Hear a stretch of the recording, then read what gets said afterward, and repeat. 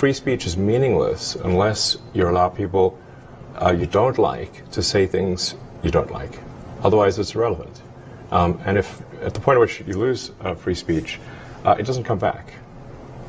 I think the issue some people have is that a lot of people were brought back. I mean, some people were brought back who were previously banned for spreading things like QAnon conspiracies. You have people like Andrew Tate who were brought back, who were previously banned for things like hate speech. Do you think you prioritize freedom of speech over misinformation and hate speech?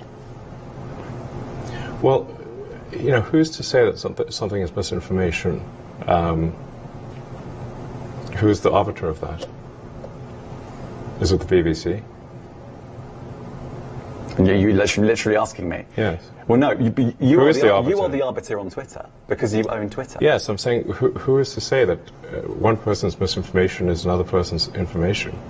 At the point at which you say that there is this is misinformation, like who is going to decide that? You accept that misinformation can be dangerous, that it can cause real-world harms, that it can potentially cause... Yes, and the point I'm trying to make is that the BBC itself has, at times, published things that are false. Do you agree that that has occurred? I'm quite sure the BBC have said things before that turn out to not be true. Correct. In its, whatever it is, 100-year history, I'm quite sure. Yes. Even if you aspire to be accurate, there are times when you will not be. We've spoken to people very recently who were involved in moderation, and they just say there's not enough people to police this stuff, particularly around hate speech in the company. Is that what hate speech are you talking about? I mean, you use Twitter, right?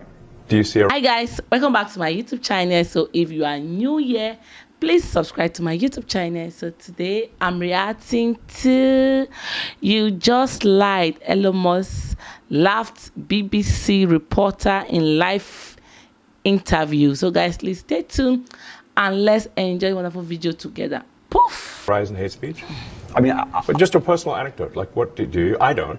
Personally, for you, I would see I get more of that kind of content, yeah, personally. But I'm not going to talk to the rest of, for the rest of Twitter. So you see more hate speech personally?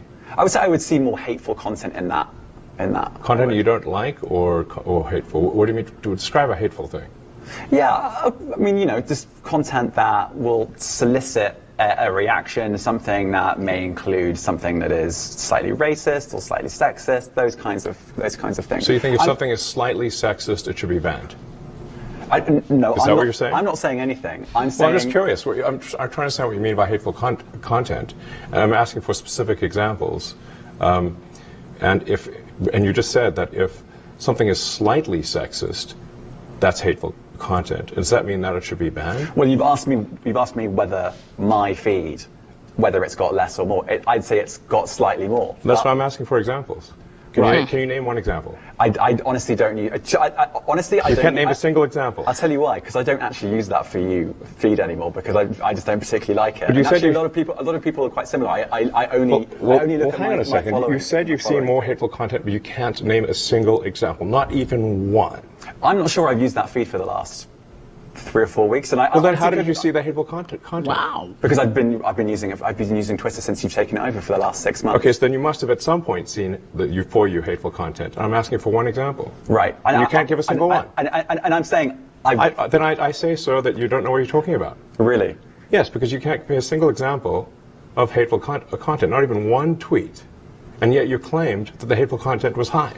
Well, that's false. No, what I claimed... You just lied. What I claimed was there are many organizations that say that that kind of information is on the rise. Now, whether it has on my feed or not...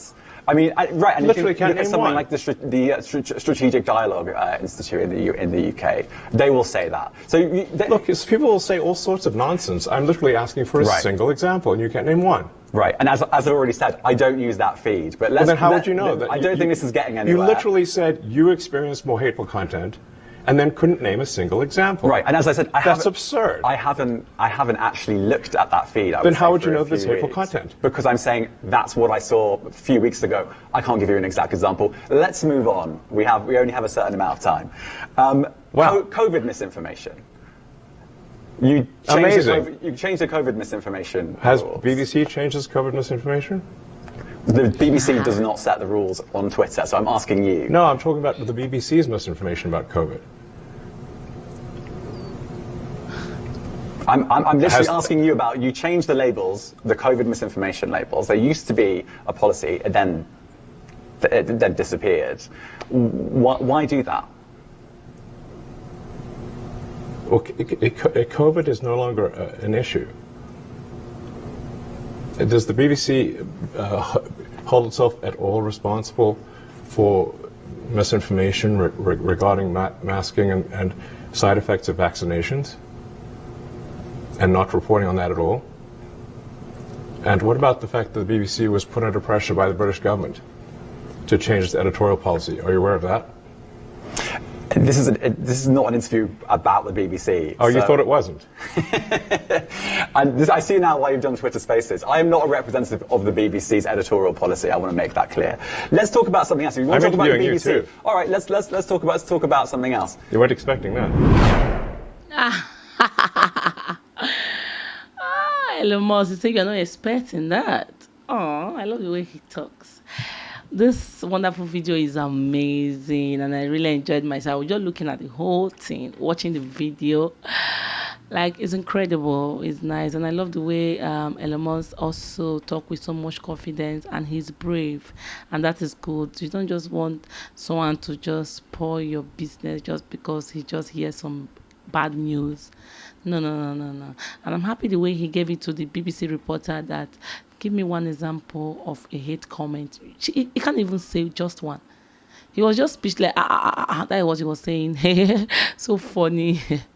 So funny. And I'm very, very happy the way Elon Musk was able to stand for himself and defend himself and his business. And also, he keeps saying that BBC lie. Some of the news are not really 100% true.